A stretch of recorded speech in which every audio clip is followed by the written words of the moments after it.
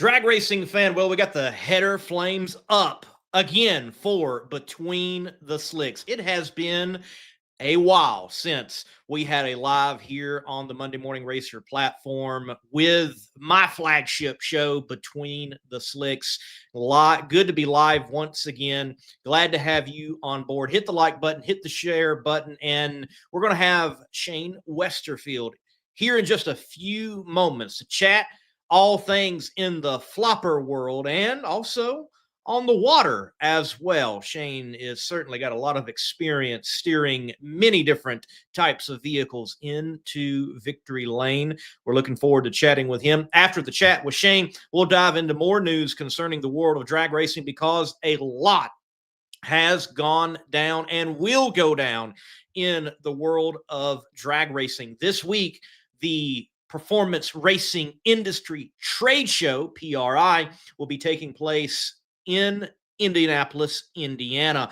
And that is the show where it seems all the major news is dropped. And more major news is going to, well, be dropped at PRI. We'll be there looking forward to the show and all that will be announced. But we have had NHRA silly season in full effect already. And in fact, just, well, drag racing silly season with all of the announcements that have rolled out. We can confirm things, we can deny things, we can, well, certainly still speculate on matters in the world of drag racing. So we're going to take a break. After the break, the driver of the Austin O'Brien Green Mean Machine in the NHRA Heritage Series, the 2025 champion, Shane Westerfield. He also drives the Rick Jackson Motorsports Top Alcohol Funny Car in the NHRA ranks as well. They got a massive win, at least one, if not more, in 2025. And then the boat world. Definitely going to ask him about that and get the scoop on the wet stuff that he partakes in. So Shane Westerfield in just a few moments after this word from Hilton Hot Rods. Bobby Hilton knows how to win on the drag strip. Bobby Hilton knows how to win in hot rodding. Hilton Hot Rods out of the Commonwealth of Virginia builds some of the finest hot rods in the scene of hot rodding. And that's evident with multiple covers from Hot Rod Magazine and prestigious awards such as the Good Guys Hot Rod of the Year. If you want to ride to the hilt in your hot rod, it needs to be a Hilton hot rod.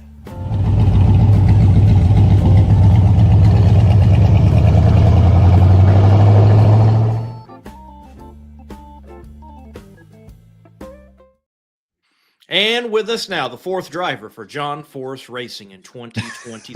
No, I'm joking. Hey, man, I will say, I put a post out and was like, hey, folks, who's going to be this fourth driver? Your name got dropped many times, along with Sean Bellemere, as we were joking about before coming on the show. But I bet you, very similar to Sean always says, look, I got a good gig. I don't need to go nowhere. It sounds like you got a pretty good couple of gigs going on for you in the world of motorsports. Yeah, no, I've been very fortunate here the last, I've been now in this sport for 15, 16 years as far as the car side is concerned. But no, the two positions I get to drive in right now between driving for Bucky Austin and driving for Kathy Jackson, they're probably the best two combinations anyone would really want to be in. So it would have to be a pretty sweet deal to have to say goodbye to those opportunities. But I'm very happy where I'm at and looking forward to 2026 season in both rides. All right, folks. Yes, he is not going to John Force Racing, but he's got some spectacular rides nonetheless. And look, I know if you were going to John Force Racing, if that announcement was being made, that would be spectacular for you, for everybody involved. You're certainly a capable driver, but I think at times in the world of drag racing, people look at what is happening on the Mission Foods series side of things, and they see that as the ultimate and premier level. But yet, I think many would argue elsewhere. I think you might be someone possibly, and please disagree with me if you want to, but the Heritage Series and what's going on in Top Alcohol Funny Car, sometimes though they are considered outliers or sportsmen, they're at the top too.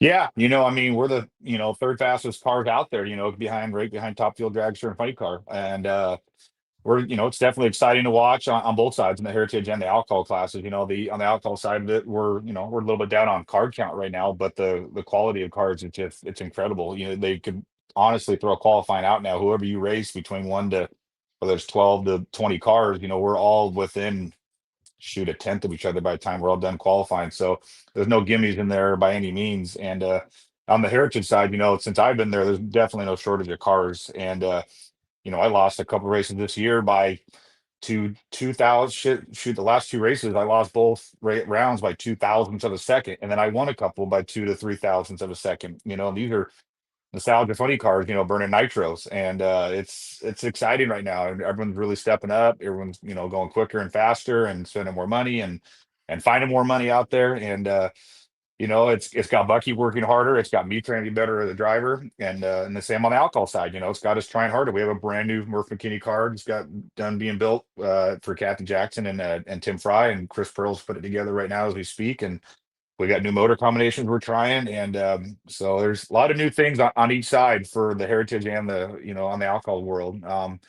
And I believe, yeah, we're definitely one of the most exciting cars out there. Obviously Pro Mod puts on their own excitement, and there's no doubt that the fuel guys are definitely the premier. They're the ones that definitely get all the glory out there. But we're still the backbone of us, if you want to call us sportmen or semi-professional racers. I mean, between the two classes of the heritage of the nostalgia car and the alcohol car and a little bit of boat racing, I did 26 events over the year. So I did more than any other NHRA professional racer did, and they're still trying to run a business on the side. So I feel like a professional, the amount of racing that I did this year. And but it's fun. It's close racing, and that's the thrill of it right now. So I'd say we're just as good, if not better, than the pros at times. Right over your shoulder, you've got a photo of a boat there in the water doing its thing. And let's dive in on the boat aspect and clue everybody in on what it is you do and the background. I assume even family background with the boat. So, what is the Westerfield's connection to what I assume is drag boat racing and possibly even more? So I, as a young kid, I grew up around boats. My dad started drag boat racing back in late '70s, early '80s, and I was born late '80s, and I was 2 weeks old at my first boat race, and that's what Dad did. Um, and it's something you just kind of born into type of deal. And we ventured off through the mid '90s and went. He took me go-kart racing, and I started junior drag racing, like most of the younger crowd out there that are car racing now.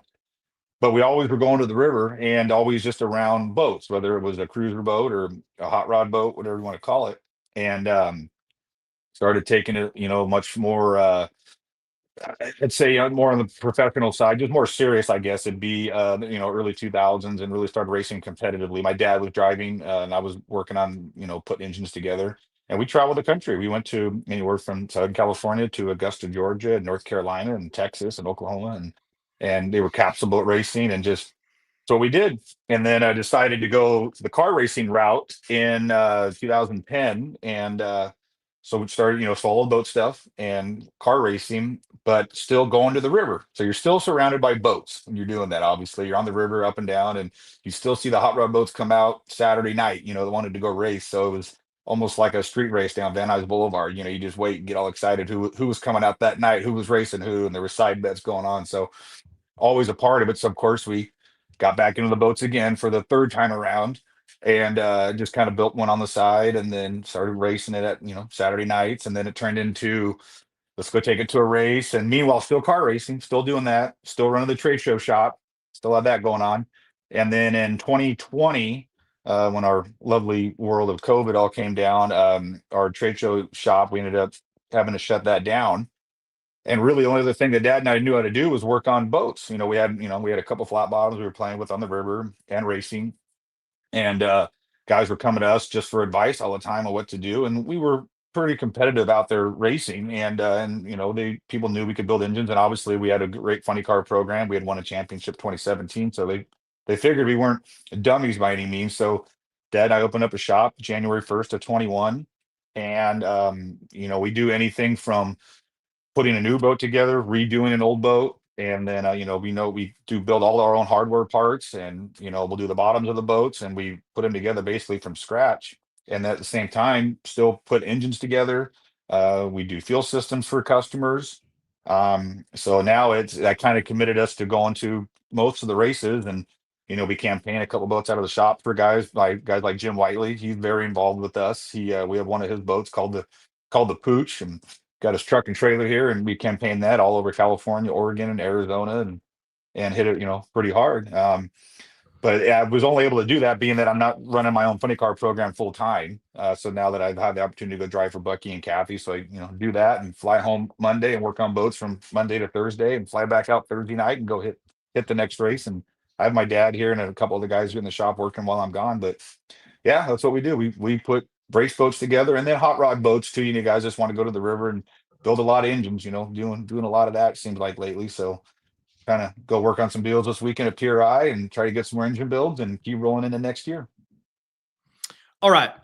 I'm familiar with drag boat racing, but actually have never been able to attend one. I got to talk with Ashley, and I know she was trying to get me out to some of them. Ashley Boxen, I need to get out to some, but in the Southeast, as great as motorsports is in the Southeast, sometimes it's rather homogenized, and it's like late model stocks on asphalt, dirt, and then drag racing. That seems like it's it. You go beyond the Southeast and you start getting all these different forms of motorsports. I think one drag boat event in the Southeast in North Carolina, it, even before COVID, it died out and it hasn't been back in many, many years. So I'm gonna bring up a photo. What is this boat?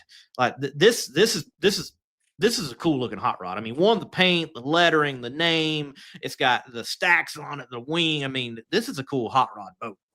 Oh yeah, that was a really fun build. So that was a brand new boat that we replicated for a customer of his dad's boat from 1976.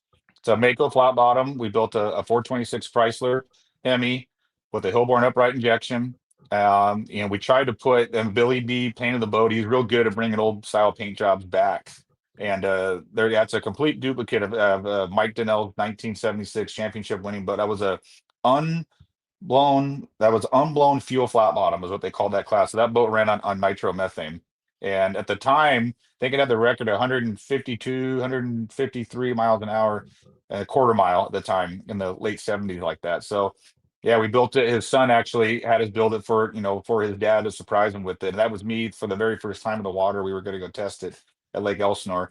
And we tamed it down. We didn't run it on nitro yet. It's just on gasoline right now, just kind of working all the bugs out of it and making sure he could go just run it around the lake. That was going to be just as a hot rod boat for him and his dad. So they buzz it around Needles and go have fun and go pick another fast boats to go race against. But that was a fun one. I really enjoyed that build. Now, this one, I know it's from a T-shirt, but I don't know. I like this little yellow boat. It's pretty cool with the blue wing, and I mean this little thing's neat. But top alcohol boat, from what I can tell by the letter designation. So, one, describe this boat for us, but then kind of give us a breakdown of like classes that you're familiar with, because I know you got fuel hydro, and then you got alcohol, and just kind of give us the breakdown of how it works in the drag boat world. Yeah. So I mean, they kind of piggyback up the car world for sure, and it starts with what they call top fuel hydros. Hydroplane boats, they ride on 3 points. The top fuel boats actually have two propellers in the back, so two V drives to help stabilize the boat, keep them flat and straight. And then you work your way. So that would be considered like a top fuel dragster or top fuel funny car, basically, is what that would be. And then you work your way down to the next class. It's called top alcohol hydro. Same thing, hydroplane rides on 3 points. You just hit the gas and hang on for the ride. You rely on the setup, and they run virtually an identical motor to it'd be like an alcohol funny car, alcohol dragster engine. Damn, they like exact same. Like I've seen guys take them right out of the cars, turn the injector around, put them in the boat, and go. That boat you showed in the picture there, that was considered a top alcohol flat bottom, which are the type of boats that we like to run and drive. Kind of like an alcohol funny car in a sense, in a way where they're probably the hardest to drive. You have to use your left foot. It controls the cavitation plates in the back of the boat. That actually controls the attitude of the boat. So when it's time to leave the starting line, You push down pedal all the way down, time to go. You hit the throttle, boat comes up. You have all the what we call down pedal, and you can that can actually controls the cavitation plate in the back, pushes the plate down, brings the nose of the boat down. And then as you get going down the racetrack, you start easing off that pedal to get the boat up in its natural set to get it to go as fast as you can go. And then as you work your way down, those are the three pro classes. And then what they have, they call a pro mod class, which is the index class. I think it's a 540 index. And then below that is all the open boat classes, which there's a pro class, which is our class, what we call blown gas flat bottom. Flat bottom, same engines we run in the cars, but we run them on gasoline. Uh, Very hard to tune, very unpredictable. You can be two jet sizes on the rich side, and it won't even go, and it'll be two jet sizes on the lean side. You'll burn three pistons. So I like it though. It's a good, challenging class for tune-up wise. I'll never forget. I was in a circle one time at Topeka, Kansas, and I had Norm Grimes, Les Davenport, Steve Boggs, and Chuck Worsham. And we were all sitting there, and I brought up blown gas, and they all rolled their eyes back. You could tell they'd all tried it at one time, and they go, "We'll never go back. That was the hardest thing to ever to tune. If you could figure that out, you're the king." I'm still trying to figure it out. And that's the class I run. I've been in it for 8 or 9 years, and you still nick a piston every now and then. It just is what it is. But that's what's exciting because it's just more of the unpredictable side of it. But from then that class is down. Then they have all bracket classes, 6.0, 7.0, 8.0, 9.0, kind of like you would for your car stuff, super comp, super gas, all that, all the bracket index classes.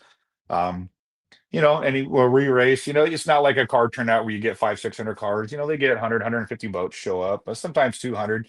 There's a good association, a couple associations on the West Coast, and there's a couple now in the Midwest, which obviously everyone's heard IHRA now taking over a lot of the boat stuff. So they're going to stay more Texas, Oklahoma based, but they're going to work their way out west, and that's going to be good for everybody. There's a lot of good payouts. My business is already starting to grow from it. A lot of guys want to go spend money and get back involved that haven't raced for a couple years, and my and the boat world, the money side isn't that great. So for someone to want to come up and start spending a bunch of money and helping out with the purse, it's gonna bring a lot more people out and a lot more boats. It's gonna be good. The IHRA effect is real. Yeah. Yeah. Well, Shane, thank you for this episode of Between the Boobies here on Between the Slicks. Let's go back land base here. So you haven't been in the Austin and O'Brien hot rod very long, but already a championship to your credit. Also some heartbreaking moments. Like I was there at March Meet and covered that event, final round, and didn't quite get that one. But overall, a tremendous year, and you even wrap up the championship early there at I believe it was Woodburn is where you all wrapped it up. So you're able to go to the California Hot Rod reunion, kind of breathe easy, just look for a win. Already crowned champions. Give us the rundown on the green car doing green car things once again with Shane Westerfield at the helm. It was an awesome year. Going into it, it was definitely expectations to win a championship. That's why those guys were there. They'd won at that time before I got there 9 championships, and pretty much all together as the same team. And only a couple of guys that were different. So I was nervous going into it. I was kind of like almost set up for failure. If we didn't win, they're all going to be all eyes on me type of deal. And yeah, we rolled in the March meet, big expectations, and came out of the box strong, number one qualifier, ripping down the reach lap. And then I think in the second round in semis, John Caps, they outran us, just not by much, a couple of hundredths, but we were on the opposite side of the ladder. So I just kind of kept watching, man. If we get to the final, I'm gonna have to be on it. And I just in that car, I've gotten better, but just struggling on cutting lights, and to the point where I was kind of doubting myself a little bit. I go, man, am I starting to lose it? And then I go back on the alcohol car and I'm get right back to a 20 or 30. I'm like, all right. So it's just the setup of the car. I just got to get used to it. Got to get used to it. So final round against Caps, the semis, he had an 064 light. I was like 140. And I was 200 slower. So I'm like, I got to do something. I got to do something. I dove that thing in like John Force would, just put it in deep and kind of made a run at it. Thought I was going to be good. And yeah, 030 red, and he was 140, and I ran 560 at his 562. So that's how we started the year out. I'm like, man, this just sucks. And then from then on, though, as far as on the heritage side, it went pretty good. We went to Boise after that, and just kind of crushed them in a way. We were number one qualifier. The 59 ended up set the track record, ET and speed. No, not ET, missed ET, but we got speed. Went 54, 55 over 263. Went to Canada and struggled, really struggled in qualifying. Actually ended up last and had to race the happy hour car. Drawing a blank on his name right now, but I had to race him Boychuk. first. Yeah, Tim Boychuk. Yes, thank you. And I had to race. It was there were like I think there were 4 Canadian cars or 5 Canadians cars and a couple of American cars there, and of course I had to race the number one Canadian first round. And Bucky got it all detuned basically. We just kept, we were just too aggressive for what was going on there. None of us had ever raced there before, and ended up getting that whole race win. Ended up Louis T top speed. It just took a couple runs to figure it out, but we went in as the underdog going into first round, and which was different. Same thing, rolled into Boise at the night fire and struggled a little bit in qualifying.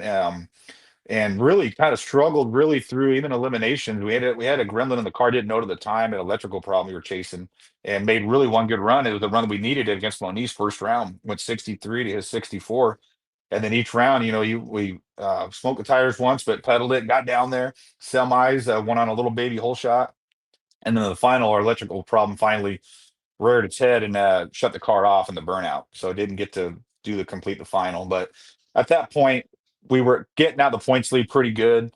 Um, Rolled into Woodburn, thinking, all right, we got this. Let's go. Bucky put all fresh ignition on and struggled once again in qualifying. Man, we were just the car just wasn't going down fast, and they're always used to number one qualifiers. So now we're on our third race in a row. We're like bottom half of the ladder, and found the problem Saturday night. And I think the best we had ran in qualifying at that point was a 70. We come out first round against I forget who was the orange car. I'm still learning these people's names in the heritage sides. So, anyways, we come out, we go low ET, top speed by like a mile, 56, 556, like 263 or something, 264. It was incredible. And so found the problem and just ripped down the reach lap. 58 the next round, beat a Ren in the final, went 50 or went 60 in the final, but we won the championship in the semis and got that done. So that was pretty cool, and glad we found the problem one because it was really, just we were kind of scratching our heads, didn't know what to do. And so once we did that, it was like rolling into the final race of Bakersfield, Bucky wanted to be the first car in the 40s, and the first test lap we go down there and it hurt itself, and I shut it off at like 800 feet, still went 57. And the next round we went first round qualifying 51, 265. Then the next round we just kind of stay consistent at that point. Bucky's still there. He wants records, but he's there to win the race. And just kind of hung out in the 50. What did we go 54s and 55s and really fast, obviously for nostalgia funny car. But just I think Caps went that 48 in round two right in front of us, man. I just remember watching the crew's head just duck down because the crew and myself, well, we all wanted to be the first one in the 40s. That was a big deal if we could have pulled that off. But it was cool to see those guys, go get it done.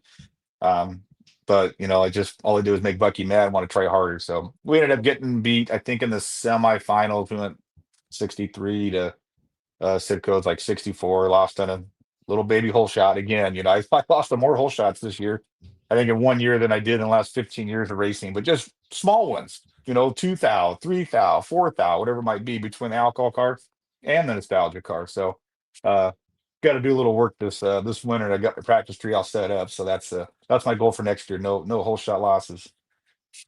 Yeah, fascinating how we say, funny car. And especially with me working with Chris Graves and the Funny Car Chaos promotion, like when you say funny car, that's very generic. And when you dial it in and what you're talking about of specific combinations, it is wild how different it can be. And, certainly you're still the capable driver that you always are, but you get in one car to the other car and it's a little different. They would just react differently from what they might do as just in a funny car. Yeah, no, for sure. Especially when I'm driving both at one race, trying to remember which car I'm in and what's happening. And yeah, you could see in the green car, I'm a 1.0 to 110 cutting, reaction time guy, and then I go right back to the black car and I'm at 20 or 30. Just, how they're set up and how they react. And got to remember, one's a 3 speed, one's a 2 speed, one's a pedal clutch, one's a glide, one's 1,000 foot, one's a quarter mile. Trying to wrap my brain around it. Sometimes I get lost going to work. So like for me, that 5.5 seconds of having to concentrate sometimes can be tough. But Pomona, we almost had it done. I was driving both, ended up in the final in both, and once again lost on two baby hole shots. Just they were both close, just what it was, and it wasn't bad lights. Just the other guys, I feel like everyone against me. This has been my whole career. They just find their career best at all times whenever they need to get it done, whether it's cutting a light or going their career best ET and speed. It just happens against Shane Westerfield for some reason. I don't know why. The Heritage Series, since I got into covering drag racing from the motors, covering drag racing, actually media, not just a fan, not just casually following, but diving in, the green car has been the car. But this year, obviously, you all champions in 2025. But as you said at the start of the show, wow, it seems like the competition in the Heritage Series is the toughest that at least I can ever recall of it being since I have been covering the sport. And the Cecil and Matthews hot rod with John Capps driving, March meet winners, California hot rod winners, first of the 40s. I mean, man, there is some stout competition out there with some folks still getting combinations figured out. Like Chris Crable, he is in the comment section and chimed in, said,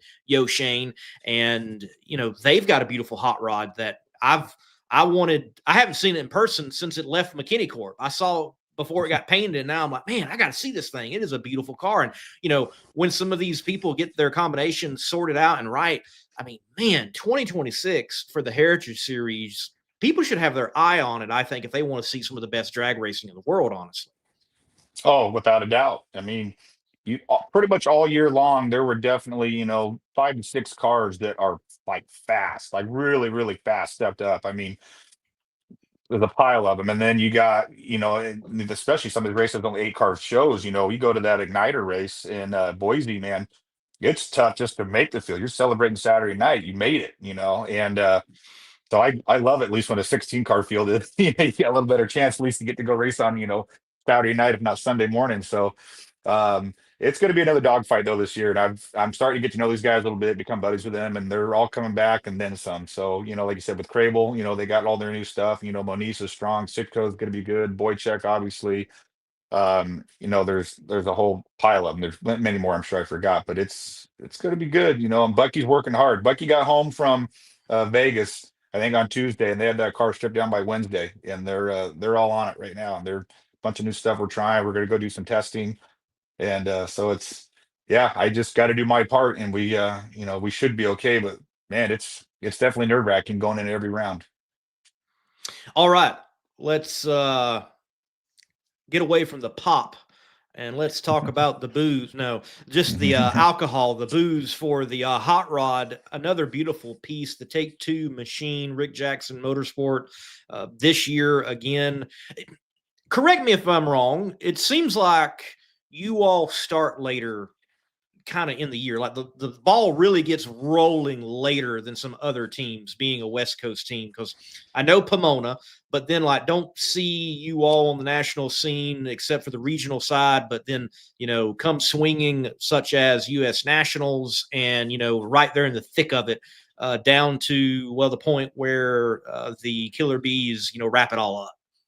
Yeah, scheduling now is a little more difficult than it used to be. If you were a West Coast car before, always had, the two Pomonas, 4 Vegases, and there's, Sonoma, Seattle, and we had a Phoenix, and not as user friendly now as being a West Coast car with an alcohol funny car as of right now. But we sat down with our main sponsor Tim, who purchased a new McKinney car for us this winter, and we were at Kathy's house and it's kind of working on a schedule for next year. And we're trying to, we're playing by ear right now, seeing what's going to make the most sense. We have to go run this car somewhere. We can't just go, drop it off of Pomona, expect it to go be flying the first lap. So we'll find somewhere, whether it's a regional event or go test at Bakersfield. And but we have high expectations for it again, and we were we were getting pretty competitive, pretty much all year long. I think we made 50 something passes, and I think we got one piston all year, and we had a couple number one qualifiers and lots of runs in the 40s and obviously low 50s, and I think we had three number one qualifiers, and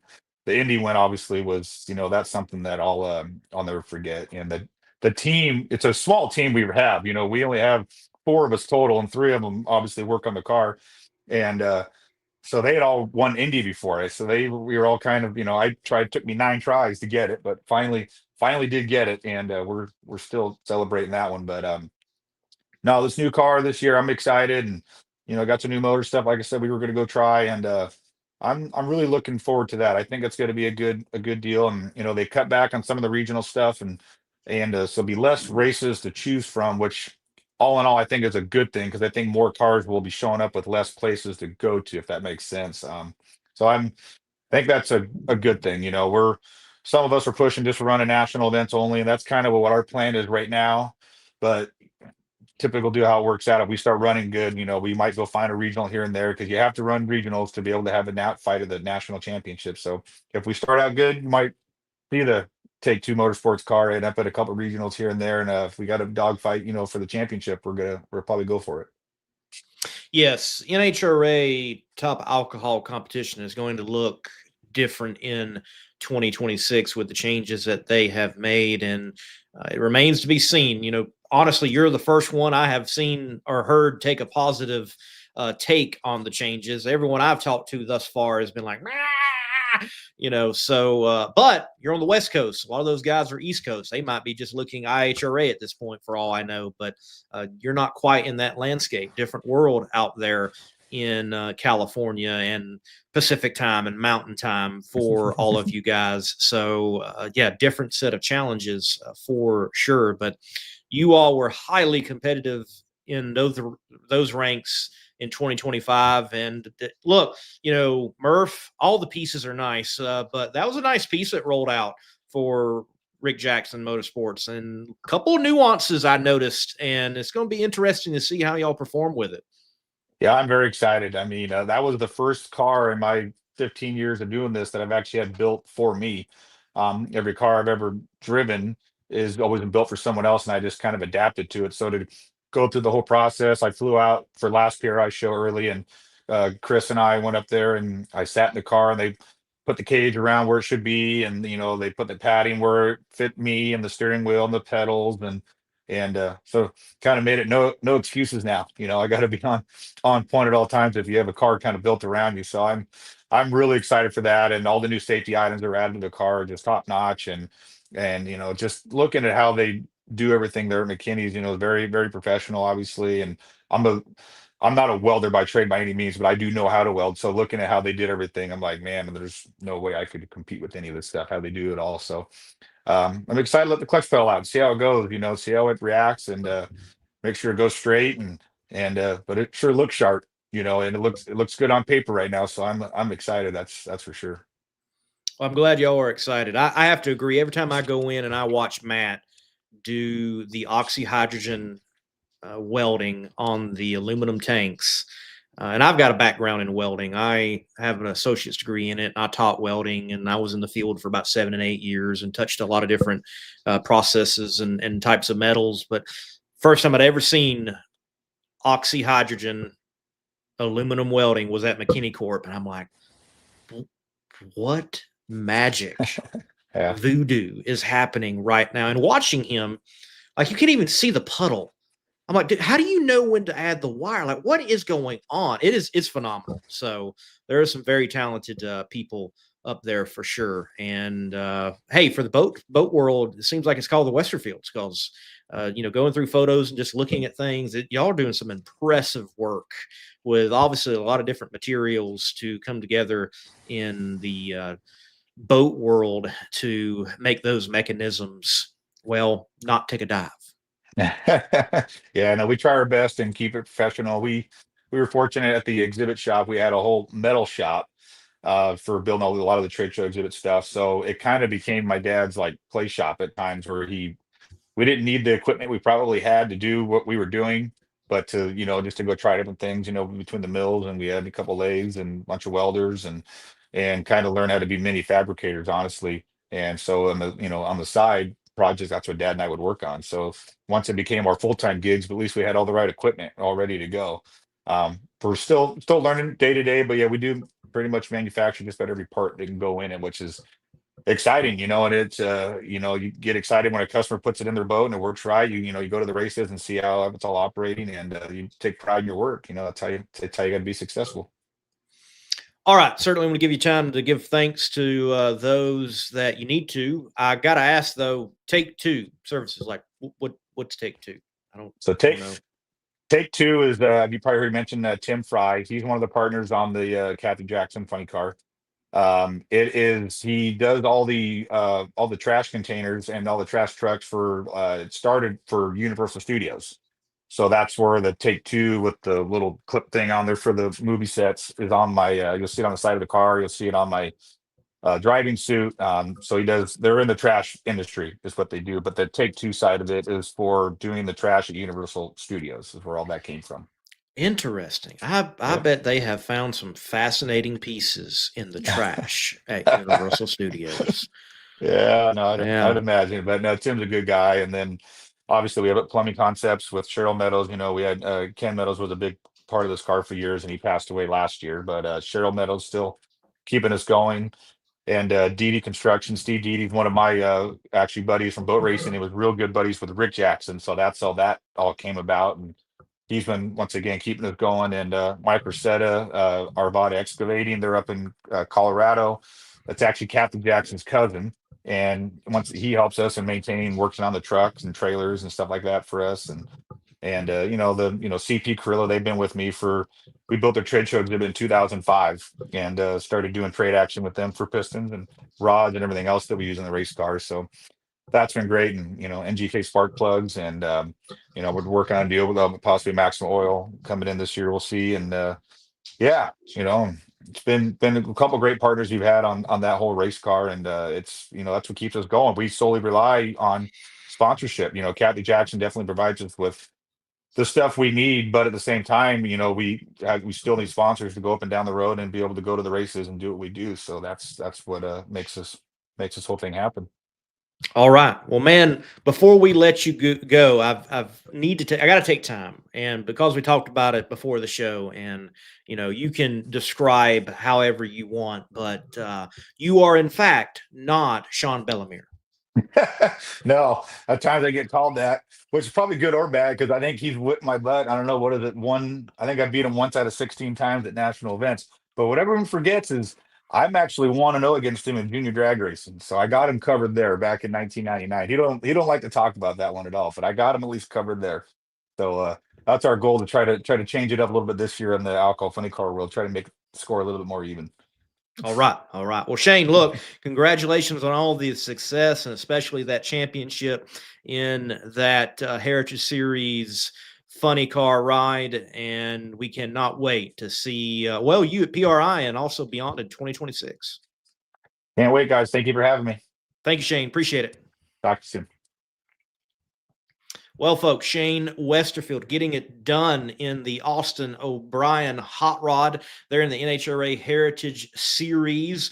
Also at the wheel of the Rick Jackson Motorsports Top Alcohol Funny Car Ride with the biggest win in drag racing, the U.S. Nationals, earlier this year. You could say that, career is complete, because when you have won Indy, no matter the category, you won the biggest, the U.S. Nationals. Well, folks, we're going to take a break. After this break, we're going to dive into some more on the world of drag racing. A lot to cover as we look ahead to PRI. Also, drop some news from elsewhere in the world of drag racing. I'm Lee Kraft, a.k.a. the Monday Morning Racer. This is Between the Slicks, a word from a sponsor. Then let's talk more drag racing. Taylor Motorsports Products is your first stop for quality safety equipment for your car or your driver. All of our safety equipment products are made in our facility in Albany, Oregon. From custom fit fire suits to racing seat belts, supercharger restraints, engine diapers, transmission blankets, and many other must-have items. Our racing history runs deep. We are racers building the finest safety equipment for racers. And we're a proud supporter of the chaos. Dive into that comment section. What would you like to talk about concerning the world of drag racing? I do want to go into the comment section. We're going to go all the way to the top. And going bracket racing, hey, George or Casey, whichever one it is, you're both fine gentlemen. Thank you for hopping in on the show, folks.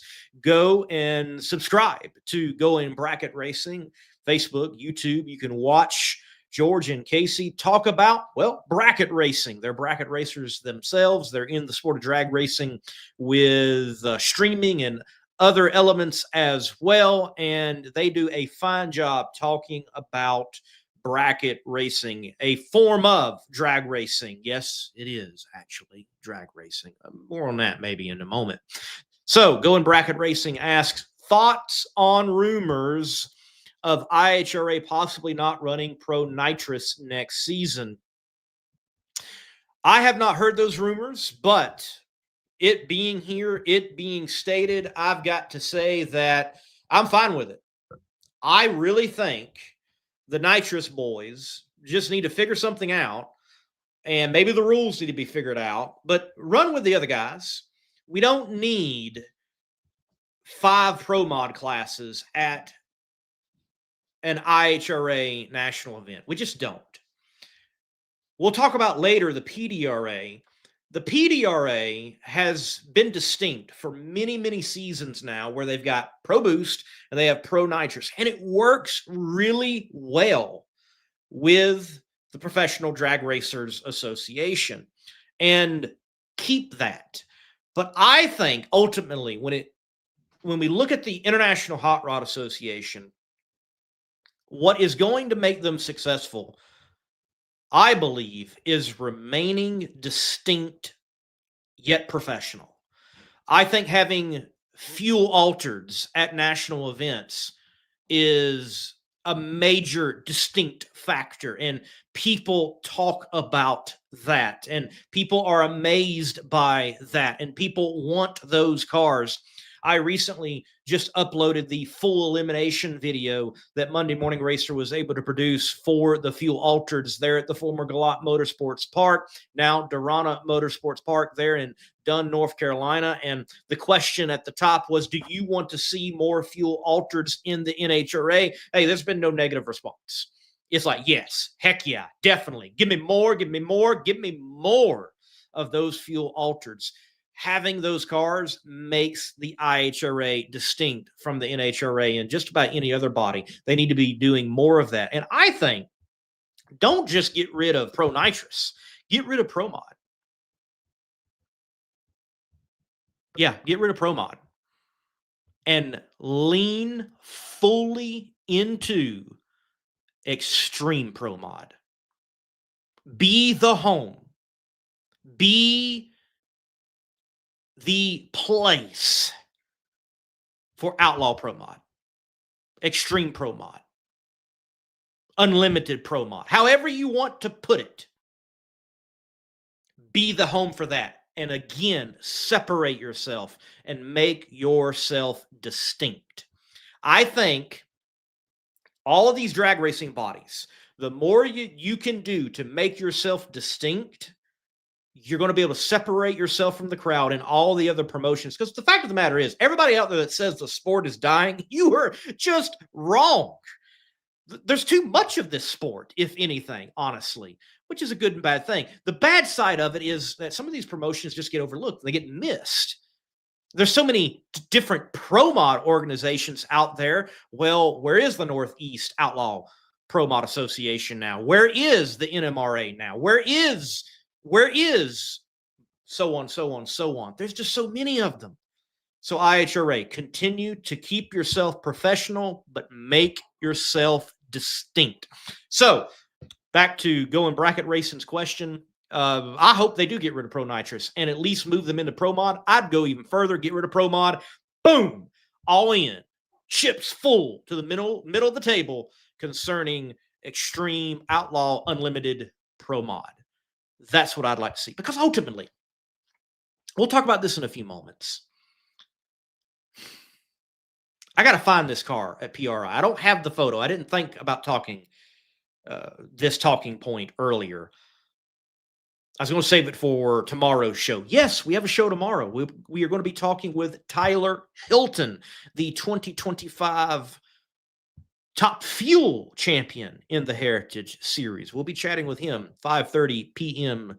Eastern Time right here on the Monday Morning Racer platforms and also Competition Plus. Competition Plus audience, thank you for tuning in. Well, I was disappointed.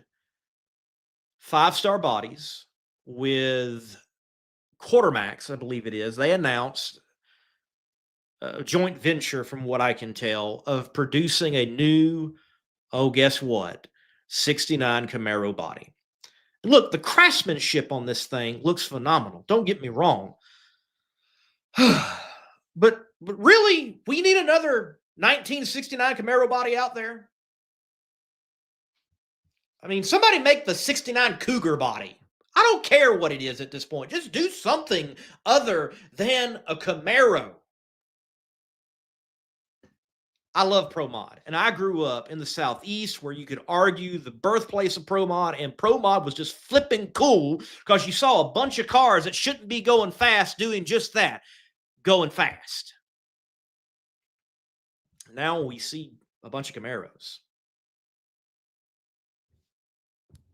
Unlimited, outlaw, extreme Pro Mod, where bodies really don't matter and the age of the bodies don't really matter. You got guys just coming up with wild combinations and throwing it out there. Oh, by the way, IHRA, in the outlaw, extreme, and unlimited Pro Mod, if you will, let them run nitromethane. You will really be distinct at that point. That's what I think you should do. All right, we'll continue on down the line here and look at what we've got concerning news in the world of drag racing. Let's pick back up with the PDRA. They dropped their schedule today, and we have the 2026 schedule for the PDRA. We've been waiting on this one. A lot of people were like, we really want to know the schedule. Hurry up, get it out there. And with it not being out there up until today, that allowed the rumors to continue to fester on, will the PDRA be in existence in 2026, even with the Franklins being clear as crystal on the fact that it would be. So we see for 2026, the Redline Oil Professional Drag Racers Association. They will be first, Darlington Dragway, a return. They haven't been there in a while. Then Durana Motorsports Park, the former Galat Motorsports Park, Virginia Motorsports Park, back to Maryland International Raceway, Bristol Dragway, Durana Motorsports Park, ending as they typically do, Virginia Motorsports Park. Now, what I want you to notice on that schedule, what should sound alarms, is Virginia Motorsports Park doesn't have a different name. And if you recall, there's another schedule in this document on page 23. And I received mine in the mail, IHRA Drag Review. And as I was thumbing through, lo and behold, I landed on the IHRA schedule. Now, the IHRA schedule is fascinating when you take also into consideration the PDRA schedule that just dropped, because on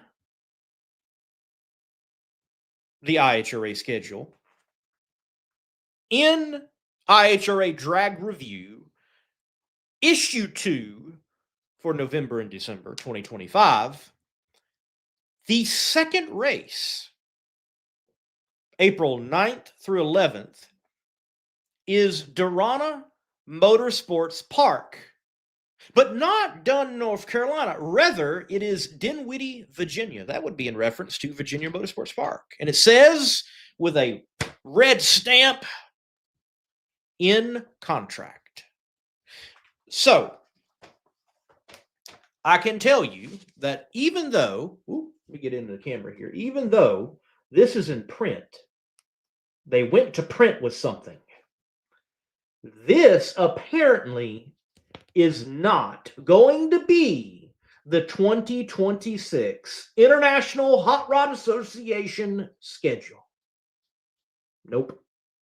And not only can I tell you by, inferring and putting dots together, but an off-the-record X-Universe message came through from someone with the IHRA that said from that schedule being printed, and for it to be printed and it to be mailed, then it's been out there for a while, it's changed 2 or 3 times. So, if you look a couple of days ago, the IHRA posted what they're going to be talking about at PRI, and the schedule is a part of it. So, though they went to print with that schedule, do not expect what you find in IHRA Drag Review Issue 2, page 23, to be the IHRA schedule. Expect changes, and we're going to get that at PRI. In the world of drag racing, we did have drag racing this past weekend. A lot of it, drag racing, seems to happen all year now. There is really no off-season whatsoever. Mr. Party Time, Jason Harris, he got the job done down there at the Snowbirds, and he really swept that event. He was, after day 1, provisional number 1. After day 2, he was the number 1 qualifier. And after race day, he is the event winner over Sidney Frigo in the final round and is $50,000 richer. And did it in one heck of a cool throwback all the way back to that Party Time pro stocker in the IHRA ranks. He now is the only man eligible for that Elite Motorsports million.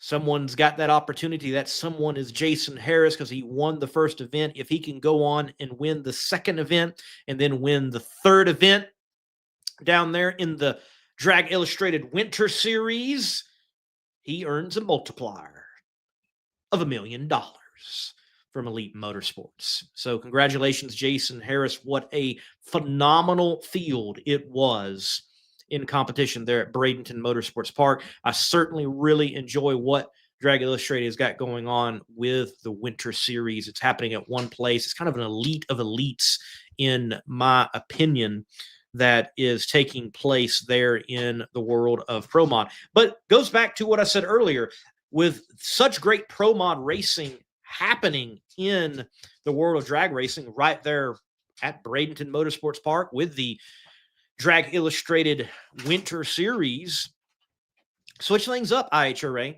and dive full in on the Outlaw, Extreme, Unlimited Pro Mods and be the home for those vehicles.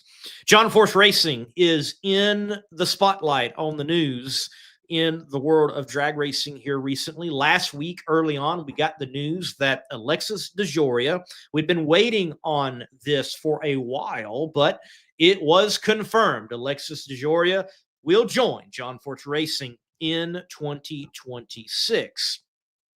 When the Procs left John Force Racing, Cornwell Tools on their social media channels made it clear that their commitment is to John Force Racing. They wished the Procs well, but they made it clear they were not jumping ship with the Procs. They were remaining with John Force. We had the announcement that Josh Hart is going to be racing the top fueler for John Force Racing, that Jack Beckman in John Force's funny car, the Peak funny car, he has been retained. He will be in the driver's seat. So that left a seat. The Cornwell Tools funny car for John Force Racing. The fourth car for John Force Racing, the third funny car. Remains to be seen who will take up that seat. Now, when I created this image and posted it on the Monday Morning Racer social media channels, I did not intend that silhouette to be a giveaway. But it is a giveaway in this respect. We have confirmed that on the show today, it is not Shane Westerfield. But we also can confirm, somewhat by the silhouette, that it is not another lady driver.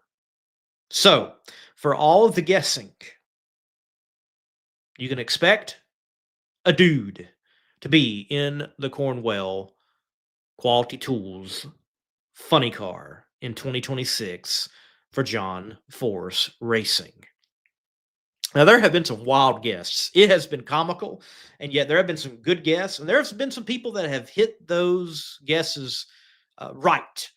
But I have seen people go so far as to mention Gary Selsey. That would be fascinating. Some have mentioned Scotty Cannon. Like, ladies and gentlemen, when's the last time you saw Scotty? Scotty, I mean, he's got white hair and white whiskers. I mean, he's still getting it done, don't get me wrong, but I don't think he's quite the candidate to be hopping back in to a Nitro funny car. He could do it, though. He could do it. He's got, there's some back issues, but I mean, he could do it. But I think John Force Racing is looking for a unique combination. And they shared today that the announcement of who will fill that seat will come at PRI on Friday. So, as PRI is streamed live with the cameras pointed on the NHRA stage, make sure to be tuned in. John Force Racing will make an announcement Friday concerning the Cornwell Quality Tools Nitro funny car. In the news as well, Jason Bunker has departed from Cruise Petragon Racing. And understand, some people really got in the comment sections and really rode Cruise down the road. Look, I have nothing against Cruz. Cruz has been a help to me. Cruz has been a cool dude towards me. Cruz is even at a national event like, man, we appreciate what you're doing. And he's slipped me a good amount of cash and been very helpful. So I count Cruz as one of the cool dudes out there, honestly. And from everything I can tell, Jason's departure is on good terms. And it is for a better opportunity. So we learned today, and you can go check out on Cruise Petragon Racing because I was starting the show and the announcement drops and about to go live. But they have announced who is going to be the team calling the shots on the tuning for Cruise Petragon in 2026. And I like what they did with the promotions, if you will, in the team and who they've got.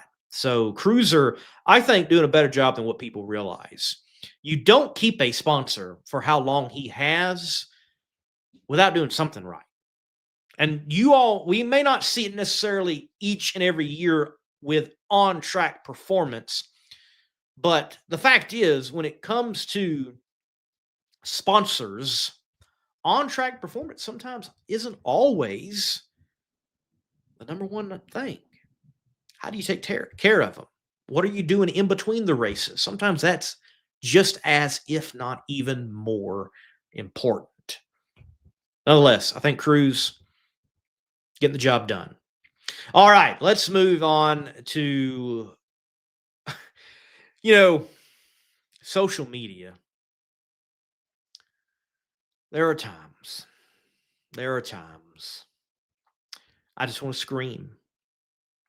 And some of those times in covering drag racing is dealing with those that are of the 1,320 feet, aka the quarter mile, only crowd.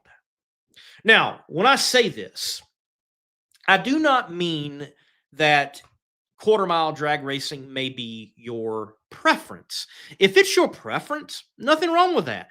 But what I'm referring to is the people who act as self-ordained keepers of a sacred law, and that all other drag racing isn't actually drag racing because they're not going to the quarter of a mile mark. So I put this little image out. I didn't think much of it. I just went to AI real quick and I said, hey, show me a crazed fan holding a sign that says that drag racing is, or real drag racing is, 1320 feet. And it popped this out. Well, first of all, in what would be his left hand, I don't know if it's a huge spark plug or die grinder. I don't know, but he's got something in his hand. I haven't figured it out yet. But the guy looks like the ultimate warrior of drag racing, crazed. And I assume there's actually a car that has done a burnout. You can see smoke behind him. He's out there running on the drag strip, holding this sign like some, deranged individual. And that was my whole thought, that the people who say this, look, if you've got a preference, if it's what you enjoy the most, fine. But if you're one of those that you're like, real drag racing is only, you are the silliest type of individual I think out there. You just are. And you need help. I love 8th mile drag racing. I love drag racing to 1,000 feet. I love drag racing to the quarter mile. Oh, by the way, there is a such thing as half mile drag racing.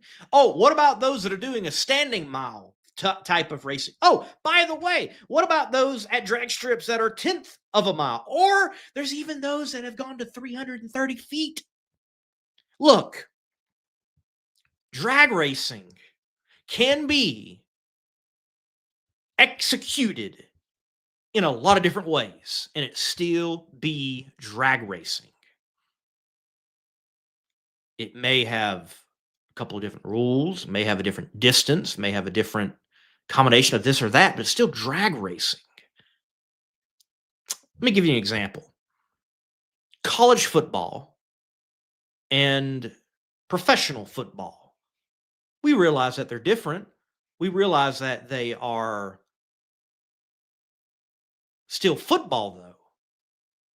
And they don't even play on the same football field. You may go, oh, a football field's 100 yards, both for college and for pros. Yes, that's true. You know the hash marks are different? Go do some research. The hash marks, where they're placed, different for professional football and different for college football. But it's still football. Canadian football, 10 more yards. Still football. Yet, it fascinates me in drag racing. Some of you, and I'm sure many of you are going to comment, you seem to be the ones that just want to comment. You just remind me of the people that are just trying to, be heard. And we only hear nonsense. That 1320, quarter of a mile, is real drag racing. And many of you will try to go back to like when it started. Well, when it started, I mean, you could argue that it was stoplight to stoplight. And there's been arguments that, a city block is this and that, and some, mathematical equation to come to a quarter mile. Look, it's about a starting point and an ending point, and whoever gets there first. In its purest form, that's really what drag racing is. That's it. And you want to talk about distances? There's different distances on the water. There's different distances on the dirt. Oh, yeah, we talked about drag boat racing, and yeah, there's sand drags and dirt drags. They even have drags on ice. Drag racing happens on so many different types of surfaces. There's drag strips that I go to this day that when they began, they were not concrete and asphalt facilities. They were dirt. And it wasn't considered dirt drags. It was just drag racing back in the day, the mid-60s. Oh, and by the way, even all the way back in the mid-60s, the NHRA, a premier sanctioning body of that day and time, a sanctioning body that even though now it is defunct and gone dead and the NHRA still exists, the NHRA stole things from it. Guess what? 1966, out there in Missouri, they had a national event to the 8th mile. People didn't care about the distance. They cared about where they could race. I don't know how or why we are so enamored with distance. That rolls into another post I made because I see this so often. People don't realize a drag strip is like a tape measure. They don't realize the arithmetic around a drag strip. And I've had people get mad at me saying, hey, we're not dumb. We realize that this is a reality. And I'm like, whoa. As I said in the post, some of you need to hear this. Some of you need to read this. Some of you don't. Some of you understand. I'm sure the people watching right now, you get this. That 1,000 feet does not equate to the 8th mile. Now, when I created this little image,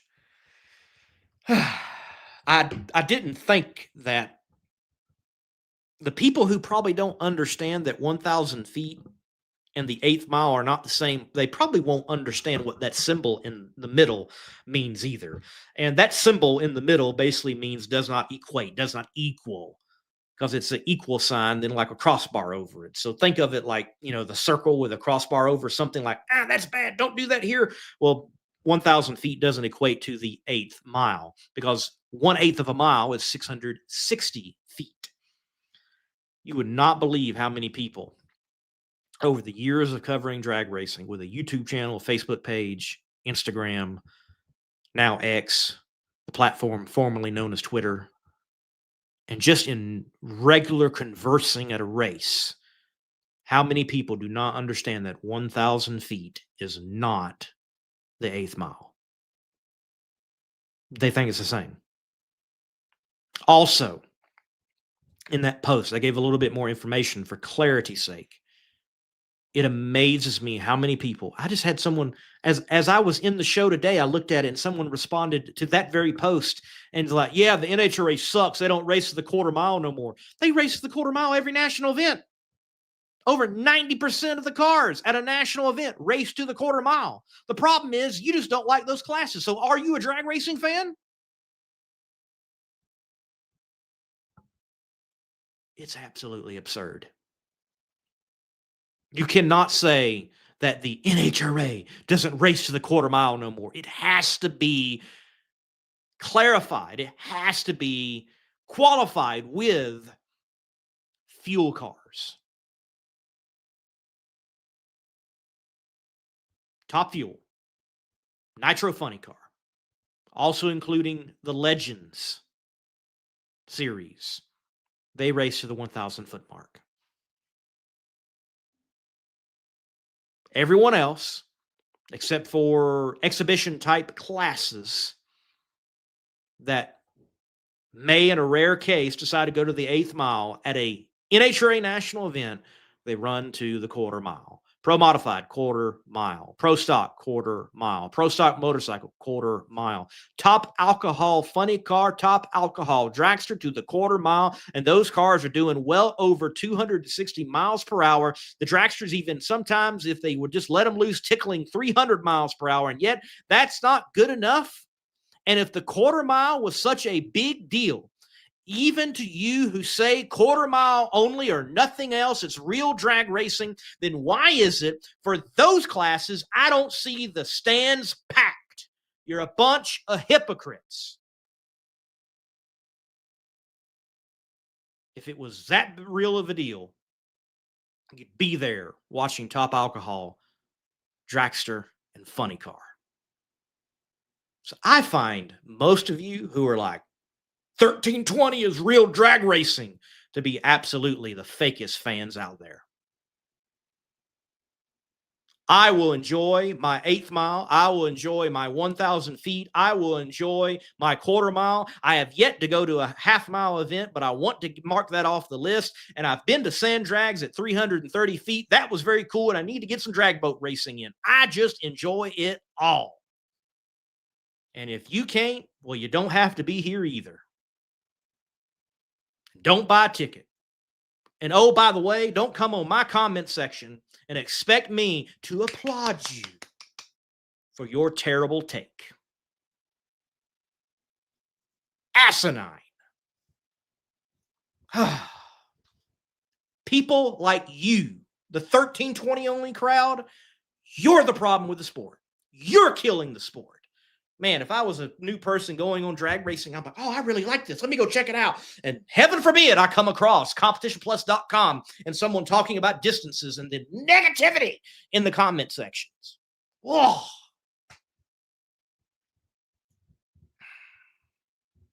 Matter of fact, if you're one of those 1320 only people, unsubscribe. I know YouTubers are always, stop asking me to subscribe. I'm asking you to do the difference. Now, unsubscribe. If you're subscribed, unsubscribe. Please. I don't know how y'all do it. Man, if the world could believe in some greater things, the way some believe in the erroneous stance of 1,320 feet being real drag racing. Like if we believed in world peace like that, man, maybe we might just have it. Amazing. All right. Let me go to the comment section where I can see it. Thank you, everybody. Appreciate it. We talked to Shane Westerfield. Great chat with him.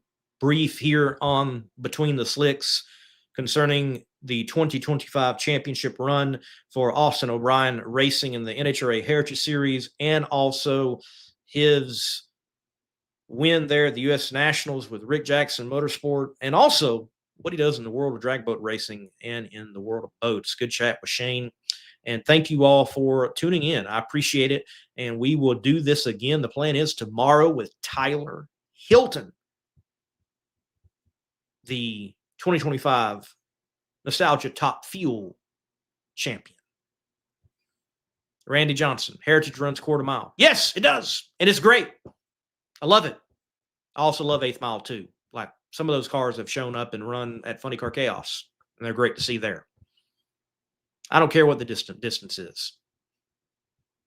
I wish someone, it's interesting to me, though 1,000 feet is, kind of easy. 1,000 feet, 1,000. We get, distance. It seems long. Because remember, Americans seem to have an issue with fractions and what's bigger or not, like the classic, McDonald's and AMW burger or whatever that was, and 1/3 and quarter and all that kind of stuff. Well, if you back it up just a little bit, you would have been on another increment of, the eighths and fractions, and, it'd been like a tape measure. So, I don't know. Interesting. I mean, there's 10th mile drag strips out there. Look, folks, drag racing took place 340 feet, I believe it was, indoor in Chicago's in the mid-'60s for like 3 years. Someone, actually said, it was so funny. They commented and they're like, what are we going to do next? Take drag racing inside? And it's like, and mind you, this is 2025 and they're commenting that. And it's like, well, we already did. Like, you realize, like, everything we fuss about in drag racing, they already have done it in the 50s and 60s, one way or the other. Like, there's really hardly anything new. Like, look, I love the no prep crowd. I've said this so many times, but everything they discuss about and argue about and have fits over, they already figured it out in the 60s. Like, the whole, why do we have timing systems? Like, if you use the timing system, if you don't even want to use it for the time, if you just want to use it for the beam, instant green light, and who is to the stripe first, you get rid of this whole, oh, he cracked the back.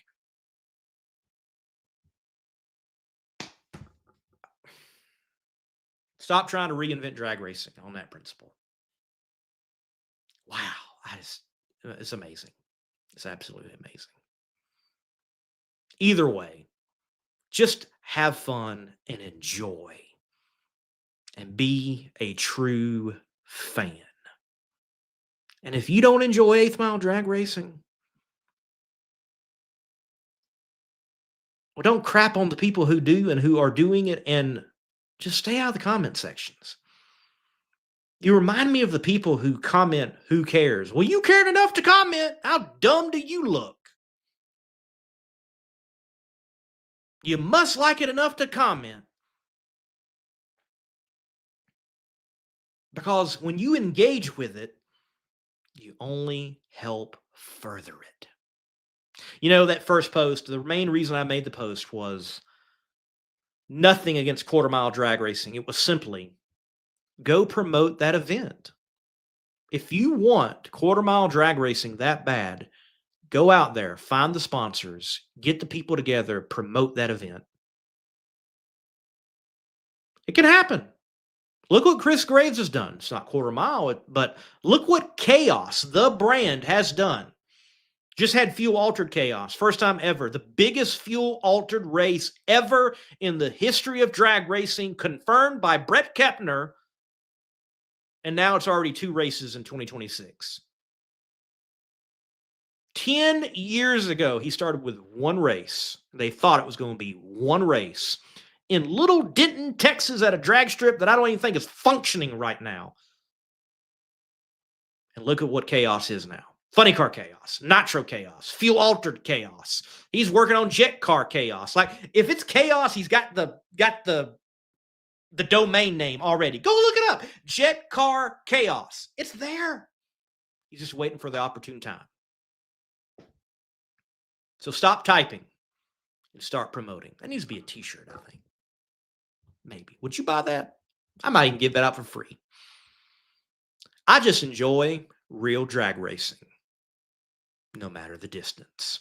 Folks, I'm Lee Kraft. Thank you for tuning in. Hit the like button. Hit the share button. Please subscribe, unless you're 1320 only. Unsubscribe. God bless, and keep the pedal to the metal. We'll see you tomorrow with Tyler Hilton. Hero Soap Company is a veteran-owned establishment that produces all-natural, essential oils infused soap that is sold with a portion of the proceeds supporting other veteran groups. Hero Soap Company. Heroes supporting heroes.